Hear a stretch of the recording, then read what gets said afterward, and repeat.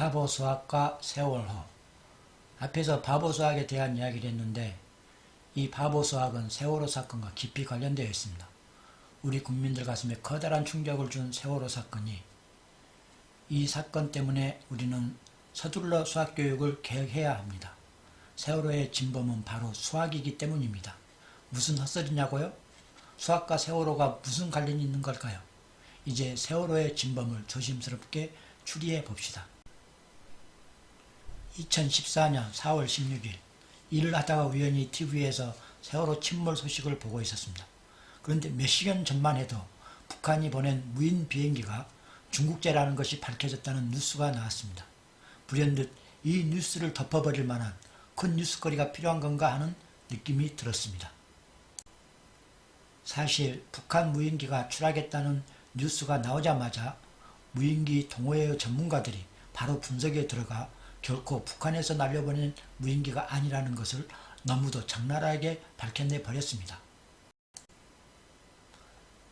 북한의 무인기 추락 사건도 사실은 국정원 대선 개입 국정조사를 덮고자 서둘러 터뜨렸다는 정황이 너무 뻔하게 보였습니다.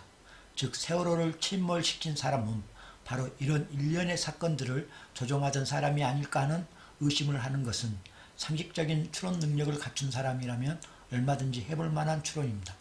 왜냐하면 세월호 사건 이후로 북한은 무인기 사건, 국정원 대선 개입 사건 등은 모두 조용히 뉴스에서 사라져버렸기 때문입니다. 그럼에도 우리는 그에 대한 물증이 없습니다. 그러니 의혹에서 그칠 수밖에 없습니다. 그래서 좀 다른 시각에서 세월호의 진범을 찾아보기로 했습니다. 우리는 어차피 정글과 다름없는 세상에서 살고 있습니다. 온갖 맹수들이 숨어있는 정글에서 스스로를 지킬 생존 능력을 갖추지 못한다면 맹수들에게 잡아먹힐 뿐입니다. 세월호를 누가 의도적으로 침몰시켰을지라도 우리 학생들은 보란듯이 씩씩하게 살아나왔다면 얼마나 좋았을까요? 하지만 우리 학생들은 그러지 못했습니다. 세월호가 45도나 기울어 매우 위험함에도 불구하고 갑판 위로 사람들이 탈출하지 않았습니다. 왜? 선내방송으로 해경이 구조할 테니 가만히 있으라는 방송이 있었기 때문입니다. 참으로 순종적인 사람들이 아닐 수 없습니다. 아무리 해경이 구조하러 온다 하더라도 모두를 구조할 수 있다는 보장은 없지 않습니까? 위험한 순간 우리는 스스로를 지켜야 합니다. 해경이 보다 구조하기 쉽게 뭔가 준비라도 해야 합니다. 하지만 모두들 잔뜩 겁먹고 선내방송에 순종해 움직이지 않았다는 것입니다.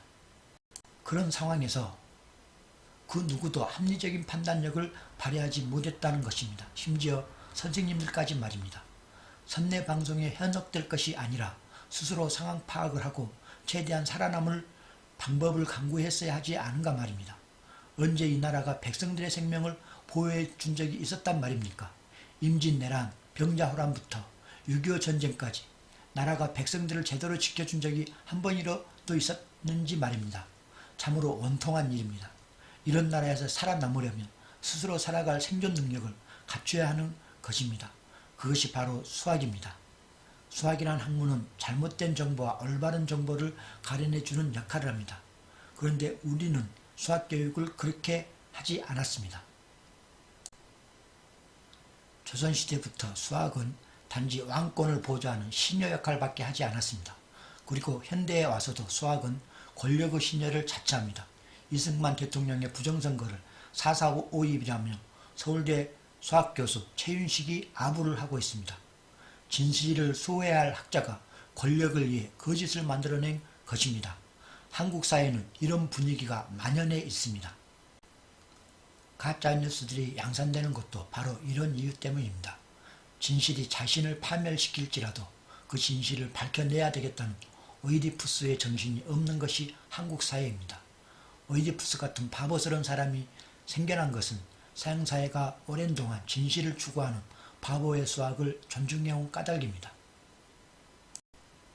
우리가 돈과 권력을 위한 입시 중심, 계산 중심, 천재 중심의 수학이 아닌 진정으로 진리를 사랑하는 바보의 수학으로 개혁하지 않으면 우리나라는 세월호 그 자체가 될 것입니다.